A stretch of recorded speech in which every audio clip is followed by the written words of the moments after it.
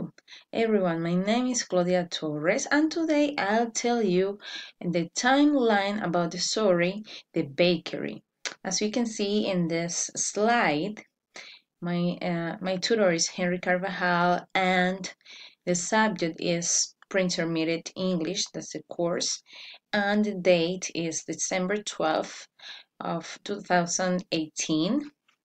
Well, this is the timeline. As you can see, there's an arrow, okay, with all the sequence of the events, the main events that happened in the story. So the first one is about, the narrator talks about the day-to-day of a family that owns a bakery in a big city on the shore of the Great Sea.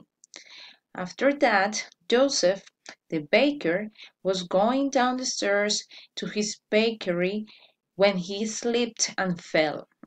Terrible. So then Joseph agreed to go to the hospital after he finished all the work he had.